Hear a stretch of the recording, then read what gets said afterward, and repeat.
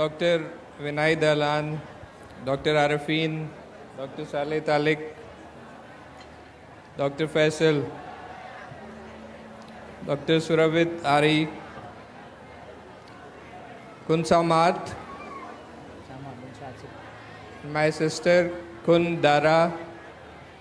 and all my brothers and sisters here. First of all, I would like to thank you for inviting me to this forum. อัสสลามุอะลัยกุมวะเราะห์มะตุลลอฮิวะบะเราะกาตุฮ์เบื้องต้นก็ขอบคุณอัลลอฮฺซุบฮานะฮูวะตะอาลาแล้วก็เรียนท่านประธานในพิธีวันนี้ท่านรองศาสตราจารย์ดร.วินัยดาลันแล้วก็ประธานในการจัดงานแล้วก็เป็นรองประธานของสภาเครือข่ายท่านคุณหมออนันตชัยที่ประธานท่านอนุสรณ์ที่เป็นเลขาธิการปัจจุบันแล้วก็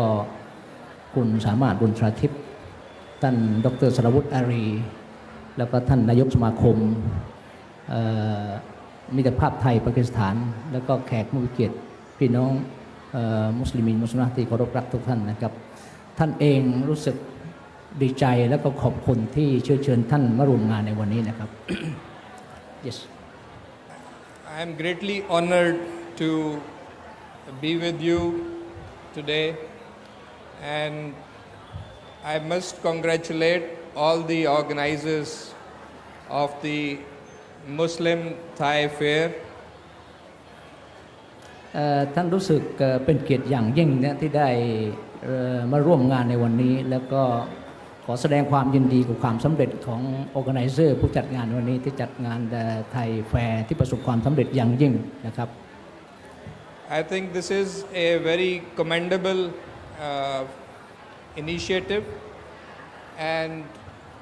I would like to specially congratulate you, all of you, and the organizers for arranging this fair in such a successful manner. ต้องขอบคุณและก็แสดงความยินดีกับความเริ่มสิ่งที่ดีงามหลายๆประการแล้วก็ประสบความสำเร็จแล้วก็แสดงความยินดีกับพวกเราทุกคนในการจัดงานวันนี้นะครับ And since the objective of this fair is humanitarian, I think it is all the more commendable. ที่จริงวัตถุประสงค์หลักของการจัดงานก็คือในเรื่องของมนุษยธรรมและการช่วยเหลือผู้ลี้ภัยก็หนึ่งในประเด็นของมนุษยธรรมคืออยู่นอกเหนือจากเรื่องของพรมแดนของชาติพันธุ์ศาสนาเป็นเรื่องของมนุษยธรรมล้วนๆ And I think another good thing is that this is an inclusive fair. This is an inclusive arrangement. It is not limited only to Thai Muslims. อันที่จริงวิธีการทำงานของเราที่เป็นรูปแบบของการที่มีส่วนร่วมนะฮะไม่ใช่แปลกแยกตัวเองนะฮะที่เป็นรูปว่า inclusive ไม่ใช่ exclusive ซึ่งเราจะต้องมีส่วนร่วมกับคนที่มีความหลากหลายเรื่องศาสนาชาติพันธุ์นะไม่ใช่เฉพาะมุสลิมอย่างเดียวเป็นสิ่งที่ดีอย่างยิ่งแล้วก็ท่านประทับใจ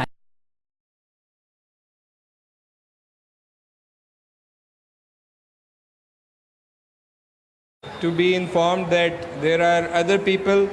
not only Thai Muslims, but other Thai friends who participate in this forum, who come and stay with you, and who also contribute and make donations.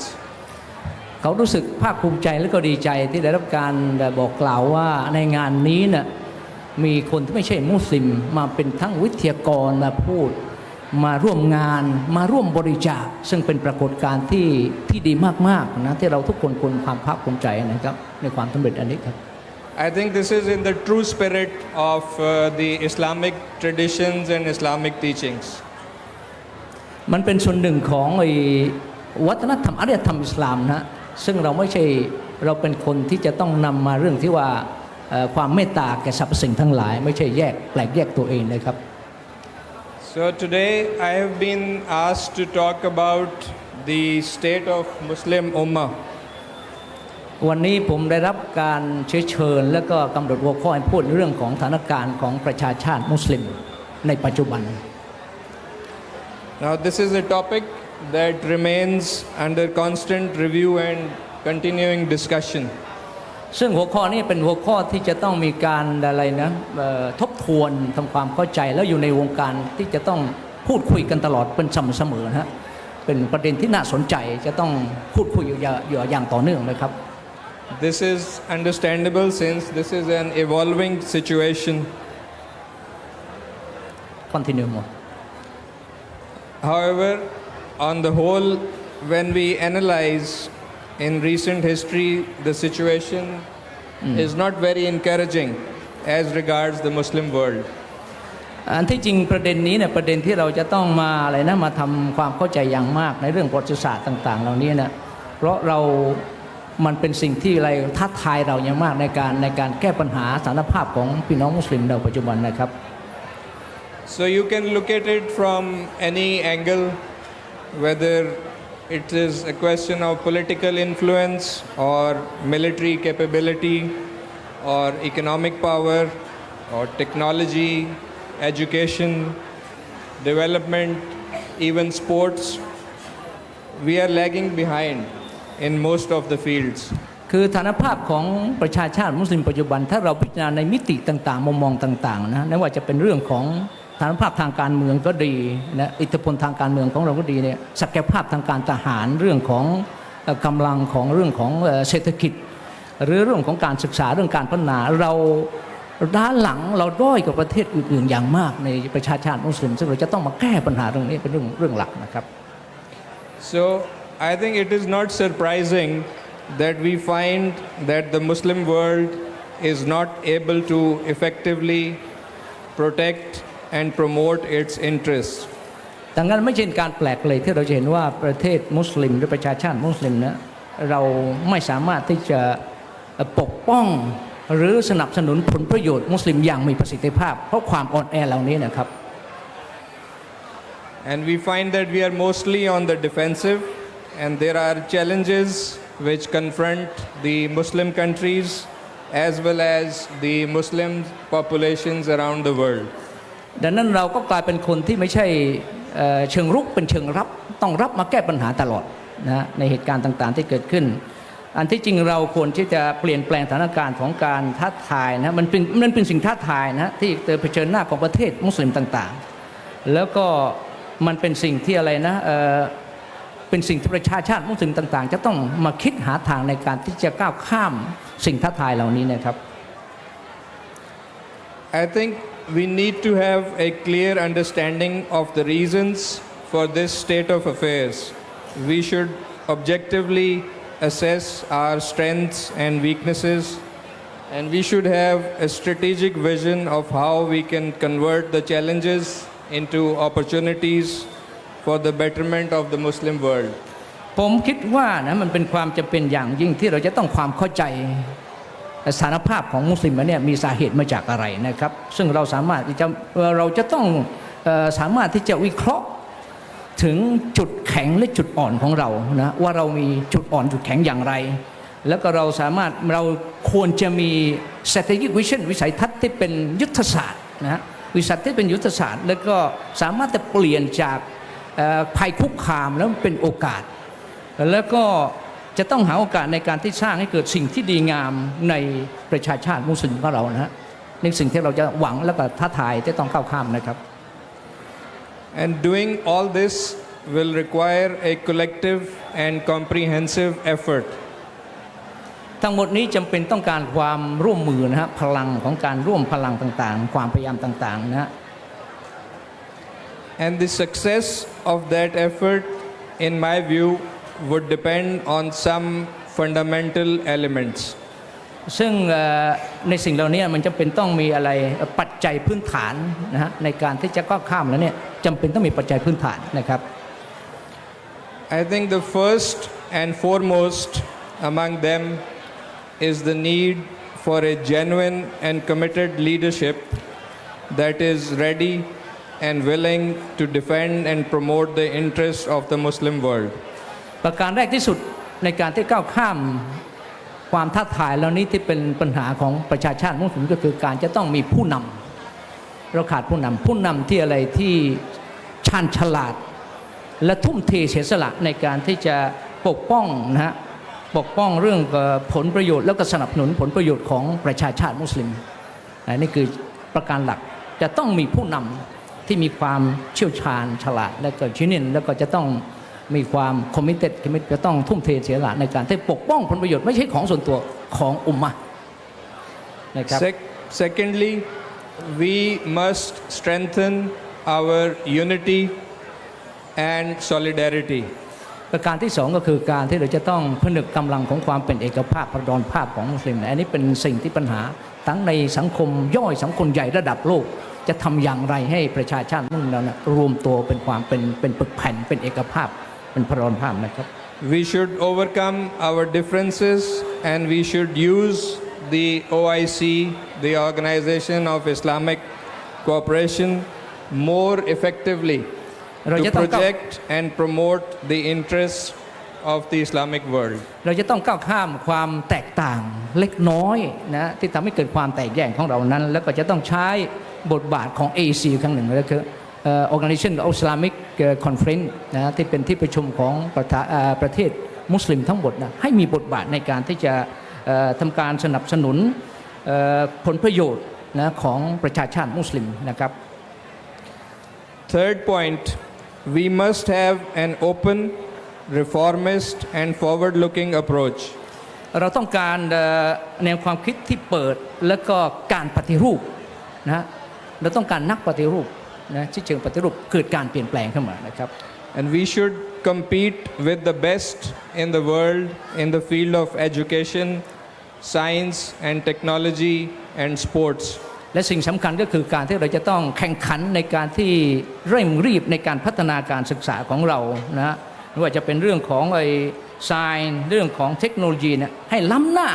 นะเป็นสิ่งที่ดีที่สุดอันนี้เป็นสิ่งที่เราอยู่ล้าหลังจำเป็นต้องพัฒนาเรื่องการศึกษาเรื่องไซน์เทคโนโลยีอันนั้นไปอยู่ล้ำหน้านะครับ The Islamic world has a lot of geostrategic importance. The Islamic world has human resource and natural resources and lot of other resources. But I think we need to do this in order to fully benefit from these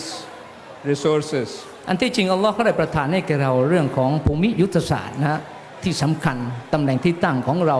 เรื่องทรัพยากรต่างๆเรื่องของประชากรต่างๆมากมายนะแต่เราจะใช้ประโยชน์อย่างไรจากสิ่งอัลลอฮ์ประทานของเรานั้นเป็นประโยชน์สูงสุดนะครับ My fourth point, we must uphold and promote the true image of Islam. อันนี้ประการสำคัญมากก็คือประการที่ 4 ก็คือจะทำอย่างไรที่เราจะต้องส่งเสริมนะแสดงถึงไอ้อัตลักษณ์ของอิสลามที่แท้จริงที่ดีของอิสลามคุณค่าของอิสลามออกมานะที่เป็นอิมเมจของอิสลาม It is the progressive, tolerant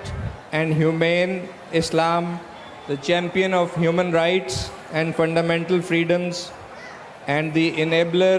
of peace and development in the world. คือภาพลักษณ์ของอิสลามที่เป็นอิสลามในรูปแบบของความก้าวหน้านะความอดทนในการที่จะเจอกับความหลากหลายความต่างๆต่างๆนะฮะแล้วก็ความเป็นมนุษยธรรมแล้วก็คนที่เป็นแชมเปี้ยนในเรื่องของสิทธิมนุษยชน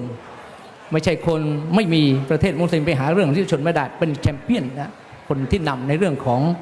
สิทธิมนุษยชนเรื่องของเสรีภาพแล้วก็เรื่องการที่ให้เกิดความสันติภาพนะแล้วก็การสนับสนุนสันติภาพพัฒนาในโลกนี้นะครับ And fifthly, we should play a leading role in promoting dialogue and understanding among the various faiths, cultures and civilizations of the world. แล้วเราควรจะมีบทบาทสำคัญในการที่จะสนับสนุนให้เกิดการสารเสวนานะการสนทนานะแล้วก็เพื่อให้เกิดอะไรสันติภาพในเรื่องของความแตกต่างในเรื่องของความเชื่อ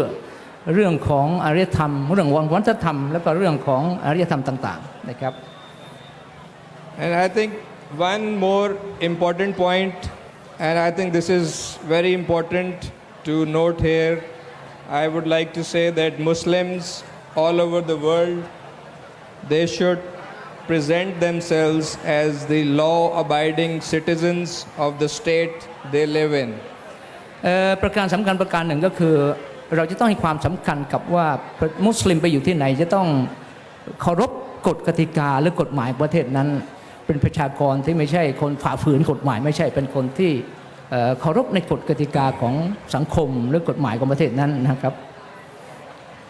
My next point is that the Islamic world should position itself to play a more pronounced and influential role in the international organizations that deal with development, economic, and peace and security issues. ประการต่อมาก็คือมุสลิมเนี่ยประชาชาติมุสลิมควรจะมีบทบาทสำคัญไม่ใช่เฉพาะเป็นระดับท้องถิ่นแต่ก็มีเป้าหมายในการระดับของนานาชาติระดับสากลคือมุสลิมจะต้องมีบทบาทสำคัญในเรื่องของนานาชาตินะในเรื่องของอะไรการพัฒนาก็ดีในเรื่องของพัฒนาเรื่องของเศรษฐกิจในเรื่องของสันติภาพเรื่องความมั่นคงต่างๆเหล่านี้ And very important among these institutions is the United Nations and its Security Council. โดยเฉพาะอย่างยิ่งก็คือเราจะต้องมีบทบาทถึงระดับของสหประชาชาติเรื่องสภาความมั่นคง Excuse me I want to indulge อันที่จริงท่านเองก็ไปถึงจุดนั้นนะท่าน Excellency Ambassador Asif Iftikhar Ahmad นี่ท่านเคยเป็นหัวหน้าคณะทำงานรองหัวหน้าคณะทำงานของประธานสภาความมั่นคงแห่งชาติของสหประชาชาติแล้วก็เคยเป็นเขาเรียกเป็น political coordinator เป็นผู้ประสานงานนะฮะทำงานในทีมงานนะฮะท่านมีประสบการณ์ท่านถึงไปถึงจุดนั้นเป็นรองหัวหน้าคณะทำงานของประธานเลยนะฮะดังนั้นประเด็นของเราไม่ใช่เราจำเป็นต้องดูอันนั้นเป็นปลายทางแต่ผมอยากจะให้ความสำคัญเราจำเป็นที่จะต้องพูดหาวิธีการจะพูดถึงนำเสนอว่าสาเหตุที่เกิดการอพยพนั้นคืออะไรอันนี้คือเราจะต้องมีส่วนที่จะต้องพูดต้องนำเสนอต่อสังคมว่าสาเหตุที่ให้เกิดการอพยพเหล่านั้นมันกลายเป็นผู้รับกรรมมาตลอดนะครับ So in my view it is actually more important to resolve the conflicts at the early stage in order to avoid suffering and loss of life เพราะเรื่องของอะไรนะความขัดแย้งเบื้องต้นนั้นก็ส่วนเนื่องมาจากสงครามเรื่องต่างๆนี่เป็นเรื่องของประเด็นที่ทำให้เกิดการอพยพขึ้นมา Because if conflicts are allowed to fester and the disputes are left unresolved then they will continue to pose a threat to peace and security เพราะเรื่องของความขัดแย้งต่างๆไปนำไปสู่ปัญหานะแล้วก็สุดท้ายก็นำไปสู่อะไรถ้าไม่สามารถแก้ของปัญหาเรื่องความขัดแย้งต่างๆนี่เป็นดิสพิวต์มันก็เกิดการอะไรสุดท้ายก็กลายเป็นสงครามแล้วเกิดการอพยพเข้ามาซึ่งเราจะต้องไปอินวอล์ฟตั้งแต่เบื้องต้นนะการที่จะทำยังไงไม่ให้เกิดการความพิพาทเกิดข้อขัดแย้งที่รุนแรงขึ้นมา I think two big examples of this are the issues of Palestine and Kashmirเป็นที่เป็นตัวอย่างที่สำคัญก็เรื่องของปาเลสไตน์กับเรื่องของแคชเมียร์อันนี้สองประเด็นที่ต้องทำความเข้าใจประเด็นมันเริ่มต้นเกิดคู่อพยพมาจากไหนนะครับ So both issues are awaiting a resolution for more than 70 years อันที่จริงทั้งสองข้อพิพาทเนี่ยความขัดแย้งเรื่องปาเลสไตน์กับแคชเมียร์เนี่ยมันมีโซลูชันนะฮะมันมีมติของสหประชาชาติแล้วเป็นเวลา70 ปีที่ผ่านมาแล้วAnd we see that as a result, there is instability in the Middle East and South Asia. แต่มันก็ทำให้เกิดความไม่มั่นคงนะในตอนกลางของเรื่องกรณีของปาเลสไตน์และความไม่มั่นคงในเอเชียใต้นะในกรณีของแคชเมียร์ And there are important similarities in Palestine and Kashmir. มันมีสิ่งที่คล้ายคลึงกันระหว่างประเด็นของความขัดแย้งในปาเลสไตน์และความขัดแย้งในแคชเมียร์Both are situations of illegal foreign occupation in which the people are struggling for their right to self-determination and freedom. ประเด็นก็คือเนื่องมาจากการเข้าครอบครองของต่างชาตินะฮะไม่ว่าจะเป็นสเตทของจิวซานิสแล้วก็อินเดียไปออคูปายไปครอบครองดินแดนของคนเหล่านี้อันนี้คือเบื้องต้นที่มันเกิดปัญหาขึ้นมานะครับBoth are internationally recognized disputes which are on the agenda of the UN Security Council. อันที่จริงประเด็นนี้ก็ได้รับการอะไรนะยอมรับเป็นมติของนานาชาติและในการประชุมสหประชาชาตินะที่ว่าจะต้องให้สิทธิเสรีภาพต่อประชาชนในการกำหนดโชคชะตาของเขานะครับ In both cases, the Security Council resolutions have clearly stipulated a political framework for their resolution. อันที่จริงประเด็นทั้งสองนี้มันได้มีการถกและก็มติในสภาความมั่นคงของสหชาตินะ ว่าจะต้องให้ประชาชนเขาตัดสินใจในการที่จะแก้ปัญหาของเขาเองนะฮะจะต้องยอมรับในสิทธิเสรีภาพของเขา But it is a sad situation that in both cases the UN resolutions have not been implemented because the occupying powers have refused to do that, and there is not enough pressure on them by the world powers to comply. แต่มติก็กลายเป็นมตินะเปล่าๆไม่มีการดำเนินการตามมติเหล่านั้น ก็เนื่องมาจากไอ้ความดื้อรั้นของประเทศที่ไปครอบครองเหล่านั้นน่ะไม่ได้ฟังไม่ได้เฉยเมยต่อมติต่างๆนะฮะแล้วก็เราก็ไม่มีพลังมากพอพลังของโลกนะของประชาคมโลกทั้งหมดจะไปกดดันให้มันดำเนินการตามมติของสหประชาชาตินะครับ And at the same time there are gross violations of human rights which are taking place in both situations. แล้วก็มีการละเมิดสิทธิชนอย่างรุนแรงทั้งในสองแห่งนะทั้งในปาเลสไตน์แล้วก็ในแคชเมียร์ Still, I think the people of both Palestine and Kashmir, they continue their struggle for self-determination. ดังนั้นในประเทศทั้งสองไม่ว่าจะเป็นในปาเลสไตน์ก็ดีแคชเมียร์ประชาชนทั้งสองสถานที่นี้เขาก็ต่อสู้มาตลอดนะเพื่อสิทธิเสรีภาพของเขาในการที่กำหนดโชคชะตาของเขาเองนะ This is a struggle which is legal and justified under international law. อันที่จริงการต่อสู้ของเขาเป็นสิ่งที่ถูกต้องตามกฎหมายเพราะต่อสู้ในเรื่องสิทธิภาพที่ทาง